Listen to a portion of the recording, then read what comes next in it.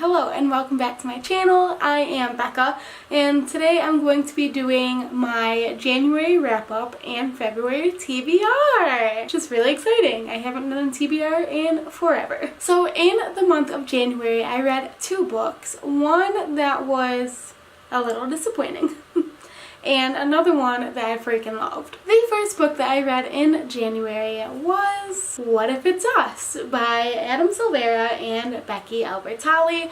Basically this follows two boys, Arthur and Ben. They have a meet cute at the post office, then spend a portion of the book trying to find each other again. When they finally reconnect, the rest of the book follows their relationship as it unfolds over the remainder of the summer. I'm just going to say I am a huge fan of Becky Albertalli and Silvera, but I gave What If It's Us 3 stars. So that about sums it up. I did do a review for What If It's Us and I will leave that link so that you can check it out to see more of my thoughts. I do a spoiler-free section and a spoilery section where I dive a little bit deeper into some of the problems I had with the book, I guess. Basically, my problems were that I didn't feel like the characters had very much chemistry, and so that made the story and how hard they were trying not very believable, because it didn't seem like either one of them actually wanted to be in the relationship. I don't know, maybe that's just a me thing. Really cute idea. I loved the beginning of the book, like after their meet cute and then when they're trying to find each other again, but I did not love the characters together, so I really struggled through the rest of the book. And the other book that I read in January was Autoboyography by Christina. I gave Autoboyography 5 out of 5 stars. I'm freaking obsessed with it. I mean, out of those two books, it's my favorite of the year so far, so we'll see how the rest of the year goes. In Autoboyography, we follow Tanner, who is going into his senior year of high school. He is bisexual and is out to his family, but they live in a Mormon LDS town in Utah, so he's closeted to the rest of the town. Tanner gets into a really prestigious class at his high school where over the course of the semester they are going to write a book. That semester they are being mentored by a former student whose book was published after taking the class, and Tanner starts having some feelings and it blossoms and it's really freaking adorable. I love the relationship in this.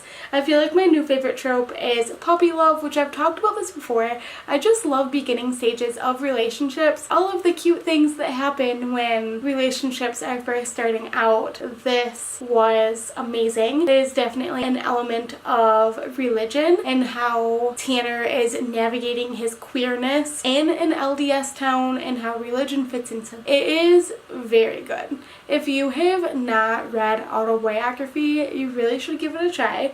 I'm recommending it to like everybody, basically.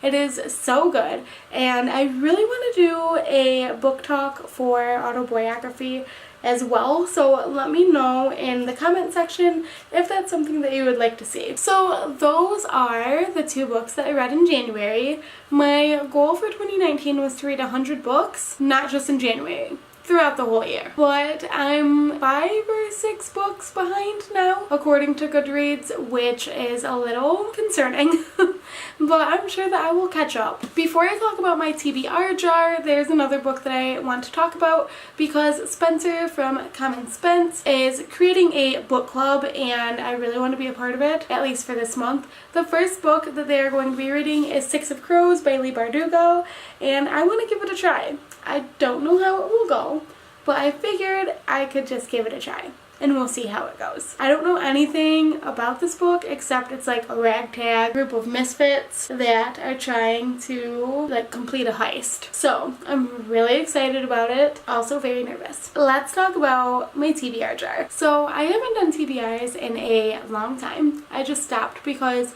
there was so much pressure to do them.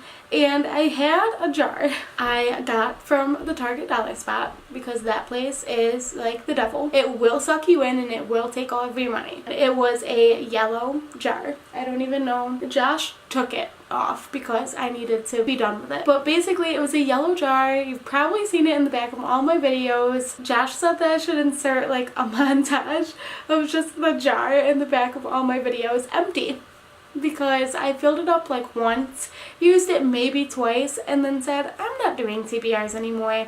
But I never like did anything with the jar. It was just always on my shelf, and it was cool looking because it had a little latch on it.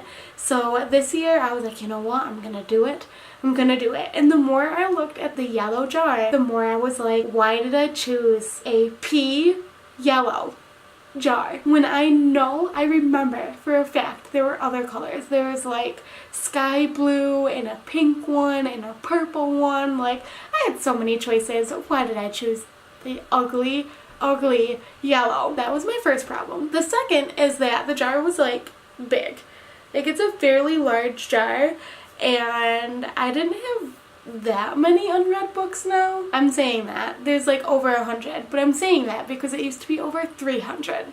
Just letting you guys know the reality of my situation. So the jar was gonna look like really empty, but once I folded all the papers, made it super cute, and put them in the jar, I was like, maybe this won't be so bad after all. Until today, when not once, but twice, when I was trying to open the jar, the lid pinched my fingers, the clasp like snapped against my finger, and it hurt so bad because it's metal. Then I was pouring the papers from that jar into just this little mason jar that I have now, and the lid slammed against my finger, so I needed to be done. The jar knew. It knew somehow. I don't know how, but it did. So now I just have this little mason jar, and I figured like every month I could pick two maybe. And then if I'm doing like a book club or a readathon, I'll talk about that for my TBR too. So let's reach in and get my first little slip. Open it up. It is, drumroll, The Librarian of Auschwitz by Antonio Iturbe, based on real experiences of Auschwitz prisoner Dita Kraus. This is the incredible story of a girl who risked her life to keep the magic of books alive during the Holocaust. Cool! Super excited. This has been on my shelf for a long time, and I'm ready for it. Okay, let's pick my next one. Oh, I'm excited. Stay Sweet by Sioban Vivian. Yay! This is about girls. This is about girls who run an ice cream parlor, and they have for generations. And then the grandnephew of the founder of the ice cream shop comes and unexpectedly takes over the business and tries to change all the traditions. It just sounds like it's going to be a really sweet story. I don't know, it seems like it's going to have a lot of really great friendships, like the Sisterhood of the Traveling Pants. I get those kind of vibes from this book, and I'm super excited for it, and I know that Alex is going to freak out. Yay! These are the 3 books that I'm going to be focusing on for February, but I have a couple more that are calling to me from my shelves, and I'm a huge mood reader, so it's good to have other books to fall back on. So let me know down below in the comment section if you read the books that I have read this month, What If It's Us and Autoboyography, and what you thought of them. And also let me know what you are planning on reading for the month of February, because I would love to know. Thank you guys so much for watching, and I will see you soon with another video. Bye!